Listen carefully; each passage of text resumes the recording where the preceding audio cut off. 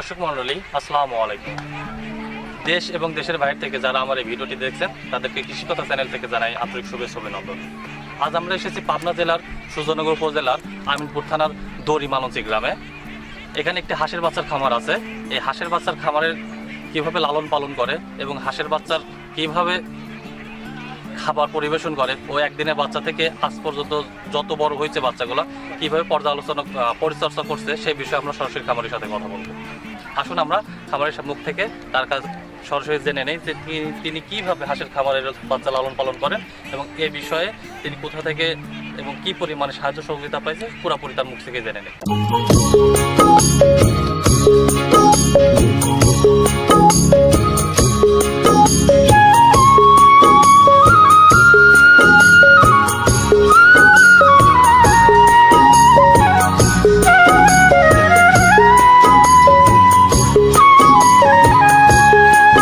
জেনে নেই তিনি কিভাবে হাঁসের লালন পালন করছেন এবং একদিনের বাচ্চা থেকে আজ পর্যন্ত হাঁসের বাচ্চার পিছনে কি পরিমাণ তিনি ব্যয় করছেন। আসুন তার সাথে সরাসরি কথা বলি। ভাই, আপনার নাম?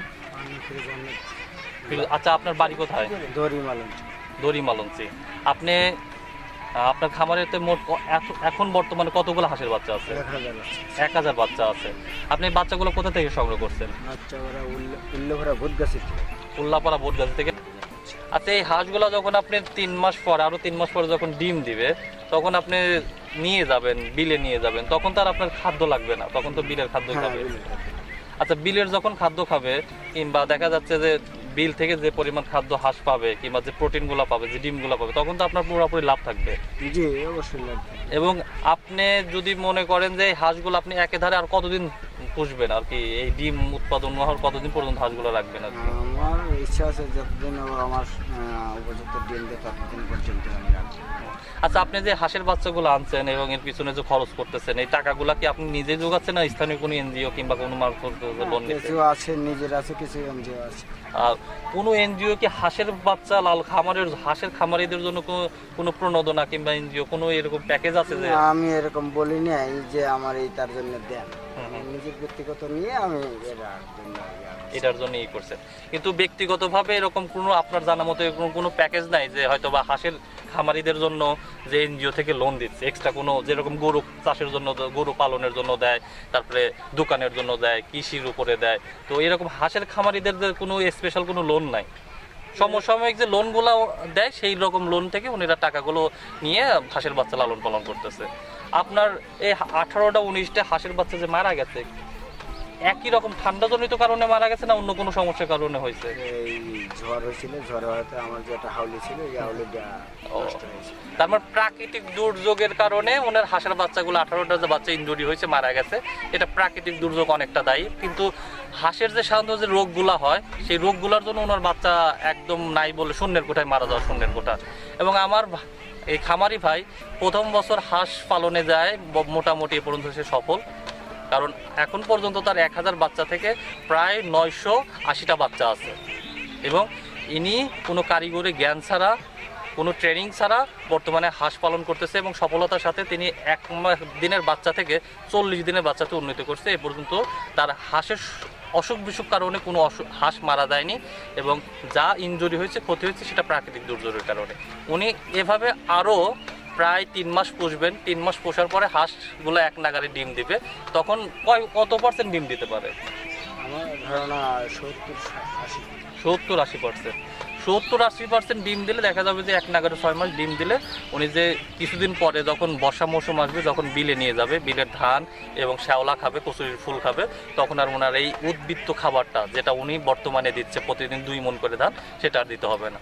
রক্ষণাবেক্ষণের জন্য বিলে যে জায়গাতে উনি খামার করবে সেখানে পাশে একটি ঘের বানিয়ে সেই হাঁসগুলো রাখবে এবং সেখান থেকে যে স্থানীয় বাজারে ডিম সংগ্রহ করবে। এবং ওনার এই পেশার সাথে উনি এবং ওনার আরও 2 ছেলে জড়িত।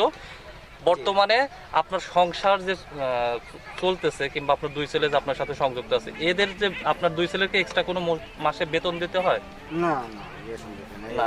তাহলে আপনারা যদি আপনার বাচ্চারা আপনার সাথে চলে এবং যদি বেতন, তাহলে আপনার সংসার বর্তমানে কিসের উপর চলতেছে আর কি? কিছু হালকা জমি জমা আছে। তার মানে উনি আরও কৃষিকাজ আছে উনি কৃষিকাজের পাশাপাশি হাঁসের খামারটা করছে। যখন একদম ডিম উৎপাদনে চলে যাবে তখন ওনার সাংসারিক যে আয়টা পুরোপুরি এখান থেকে নির্বাহ করবে, এবং নির্বাহ করার পরে যে ওনার যে পাশাপাশি যে কৃষিকাজ আছে সেখান থেকে যে পরিমাণ টাকাটা উনি সংসারে ব্যয় করতে সেই টাকাটা উদ্বৃত্ত রাখতে পারবে। এবং 3 মাস পরে যখন ওনার হাঁস প্রতি শতকরা 70 থেকে 80% ডিম দিবে, তখন ওনার যে ডিম বেচার টাকা এবং তখন খাদ্য পারপাস যে কমে যাবে খাবারের দামটা, তখন সেই হিসাবে দেখা যাচ্ছে যে উনি বর্তমান যে হাঁসের টাকাতে কিনছে এবং এখন যে পরিমাণ খাবার খাওয়াচ্ছে এবং তখন যে পরিমাণ খাবার খাওয়াবে, তখন সেই টাকাটা ওই পরবর্তী 3 মাসে যায়, এই 3 মাসের টাকা থেকে অনেক উদ্বৃত্তভাবে বেঁচে যাবে এবং উনি তখন সফলতার সাথে লাভের মুখ দেখবে। এবং উনি বলতেছে যে যতদিন এই হাঁসগুলা ডিম পারে, এক নাগারে 1 বছর ডিম পারতে পারে, 1 বছর ডিম পারবে, তখন এই যে ওনার যে এখনকার যে এই মৌসুমে যে টাকাটা উনি ঘর থেকে দিচ্ছে কিংবা নিজের পকেট থেকে খরচ করতেছে, তখন এই টাকাটা সহকারে উনি অনেক টাকা লাভ করতে পারবে। আচ্ছা, আপনি যখন আপনার 1000 হাঁস মানলাম হয়তো আরো 20টা মারা গেছে, আরো 30টা মারা যাবে, 950টা হাঁস যদি 70% ডিম দেয়, তাহলে দেখা যাবে 700 থেকে 800 ডিম দিতে, 800 থেকে 700 ডিম দিলে কতদিন ডিম দিলে আপনার এই যে এর পিছনে যে খরচ করা, এর পিছনে যে টাকা খরচ করতেছেন, এই টাকাগুলো কতদিন ডিম দিলে এই আপনার সব টাকাগুলো উঠে আসবে, এরকম কোনো আইডিয়া আছে? করি নাই, হিসাব করলেই তো বলা যায়।